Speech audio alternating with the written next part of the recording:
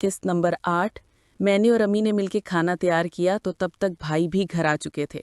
अम्मी मुझे बार बार भाई की तरफ इशारा करती और बोलती, देख तो कैसे तुरशी नज़र से तुझे ही घूर रहा है मेरा बुच्चा। मैं चुप रही और अम्मी की इशारियाबाजी और बातों का कोई जवाब दिए बगैर बिना काम में लगी रही। फिर हम तीनों ने मिलकर खाना खाया तो अम्मी ने कहा, पिंकी तुम बर्तन धोकर सोना, मेरे सिर में थोड़ा दर्द हो रहा है, मैं सोने जा रही हूँ। और वहाँ से उठकर चली गई। अम्मी के जाने के बाद मैंने भी बर्तन उठा लिए और किचन में चली गई और बर्तन धोने लगी कि तभी मुझे किसी के किचन में आने का एहसास हुआ। लेकिन मैंने पीछे नहीं देखा क्योंकि मैं समझ ही गई थी कि भाई ही होंगे। और वही थे। भाई ने आते ही मुझे हक कर लिया और बोले, क्या बात थी जान, एसएमएस करके क्यों बुला रही थी मुझे? मैंने पीछे मुड़े बगैर ही आहिस्ता आवाज़ में कहा, आप कौन सा आ गए थे मेरे बुलाने से? भाई, ओहो, लगता है मेरी जान मुझसे नाराज़ हो गई। चलो यहाँ से मेरे रूम में, अभी मना लूँगा तुम्हें। मैं, नहीं भाई, मुझे नहीं जाना कहीं भी, और अभी अम्मी भी घर पर ही है, प्लीज़ आप जाओ यहाँ से, कहीं अम्मी ही ना आ जाए। भाई, अच्छा ठीक है मैं जाता हूँ, लेकिन अगर तुम मेरे कमरे में ना आई तो फिर मुझे आना होगा तुम्हारे रूम में। इतना बोलते ही भाई किचन से निकल गए और मैं काम ख़त्म करने लगी। काम ख़त्म करने के बाद मैं सोच में पड़ गई थी कि अब करूँ तो क्या करूँ, क्योंकि भाई ने मुझे अपने रूम में आने के लिए कहा था, लेकिन मैं खुद से जाना नहीं चाहती थी। बात ये नहीं कि मेरा दिल नहीं कर रहा था कि मैं भाई के रूम में जाऊं और भाई को पालूं, बस मुझे एक अजीब सी शर्म महसूस हो रही थी, जिसकी वजह से मैं भाई के रूम में जा ना सकी और अपने रूम में चली गई। रूम में आकर मैं नहा धोकर बिस्तर पर लेट गई और सोचने लगी कि क्या भाई आएगा मेरे रूम में, या फिर वो अपने रूम में ही बैठा मेरा इंतज़ार करता रहेगा। मुझे अपने बिस्तर पर लेटे हुए अभी कोई 15 मिनट ही हुए होंगे कि मेरे रूम का दरवाज़ा आराम से खुला और भाई मेरे रूम में आ गया। आते ही मुझे देखकर मुस्कुरा दिया और बोला, पिंकी आई क्यों नहीं मेरे रूम में? मैं भाई को देखते ही उठकर बैठ गई और सिर झुका लिया, लेकिन मैं बोली कुछ नहीं और बैठी अपने होंठ काटने लगी। तो भाई आगे आया और मेरे पास बैठ गया और मेरे कांधों पर हाथ रख दिए और बोला, देखो पिंकी, रात जो कुछ भी हुआ इसमें हम दोनों की मर्जी शामिल थी, तो फिर तुम क्यों इतना घबरा रही हो? नहीं भाई, ऐसी तो कोई बात नहीं है। भाई, अच्छा जी, अगर ऐसी बात नहीं है तो फिर कैसी बात है, बताओ तो जला। और इतना बोलते ही मुझे बहुत अच्छा लगा।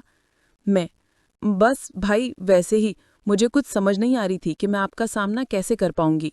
भाई, जैसे रात को मैंने तुम्हारा सामना किया था मेरी प्यारी बहन ने, बस ऐसे ही भाई को प्यार करती रहना पिंकी।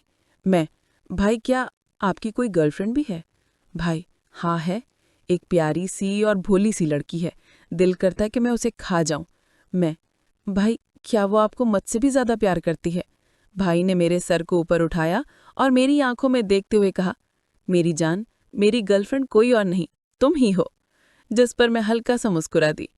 इससे पहले कि हम उससे आगे बढ़ते, तभी बाहर से अम्मी की आवाज़ सुनाई दी, जो कि मुझे ही बुला रही थी। अम्मी की आवाज़ सुनते ही भाई जल्दी से मुझसे अलग हो गए, तो मैं भी बिस्तर से उठी और जी अम्मी की आवाज़ देते हुए बाहर निकल गई। इस वक्त मुझे अम्मी पर इतना गुस्सा आया कि बता नहीं सकती। अम्मी नीचे अपने रूम के बाहर ही खड़ी हुई थी। जैसे ही अम्मी की नज़र मुझ पर पड़ी तो अम्मी हल्का सा मुस्कुरा दी और मेरे नज़दीक पहुंचते ही बोले, हाँ पिंकी, क्या हो रहा था ऊपर तेरे कमरे में? मैं समझ गई कि अम्मी ने भाई को ऊपर जाते हुए देख लिया होगा, क्योंकि मेरे रूम में झांकने की कोई जगह नहीं थी, जिसकी वजह से अम्मी ने मुझे इस तरह आवाज़ देकर बुला लिया। मैंने कहा, कुछ नहीं अम्मी, आपको तो सब पता ही है, फिर भी ना। और साथ ही हल्का सा हंस पड़ी।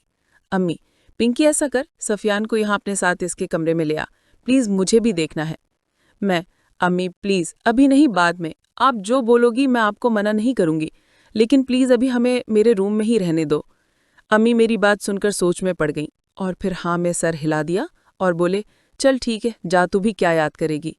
अम्मी की इजाज़त मिलते ही मैं जल्दी से अपने रूम की तरफ भागी और रूम में दाखिल होते ही दरवाजे को लॉक कर दिया। भाई के पास चली गई, जो कि अभी तक बिस्तर पर लेटा हुआ था और अब मेरी ही तरफ देख रहा था। मैं अब बिस्तर के पास खड़ी भाई को ही देखे जा रही थी कि तभी भाई थोड़ा सा ऊपर उठे और मेरा हाथ पकड़ लिया। कुछ देर तक हम दोनों बहन भाई एक दूसरे की आंखों में देखते रहे। कुछ देर बाद मैं जाने लगी तो भाई ने कहा, पिंकी प्लीज़ रुको, कुछ देर तक यहाँ मेरे पास ही लेटो।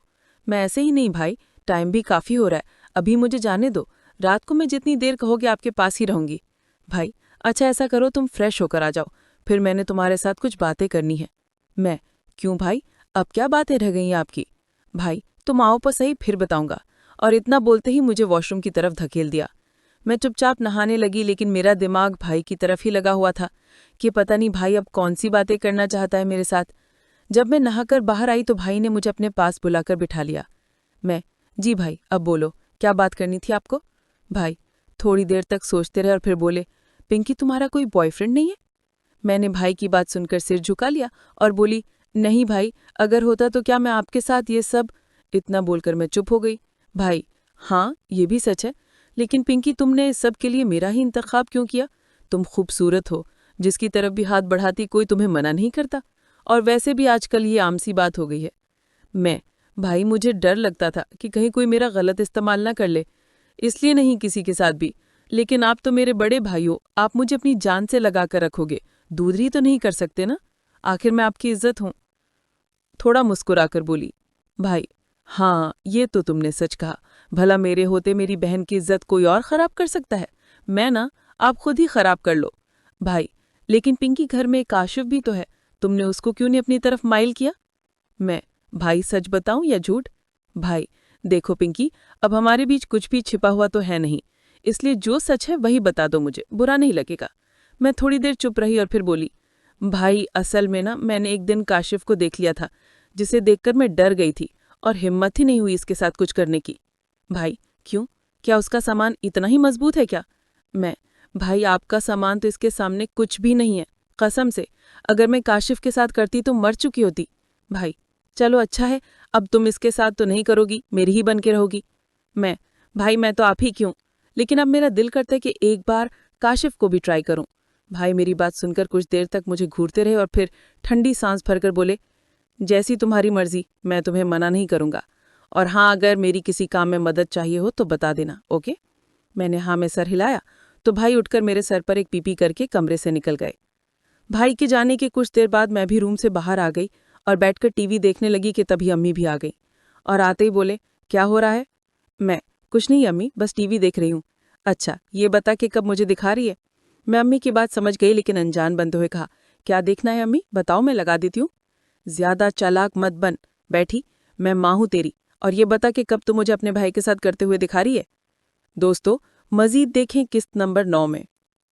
दोस्तों, किसी भी किस्म की कहानियां कटिंग के बगैर घर की या बाहर की खरीदने के लिए उस नंबर पर व्हाट्सएप पर राब्ता करें, आपको बहुत सी स्टोरीज बहुत अच्छे रेट में मिल जाएंगी।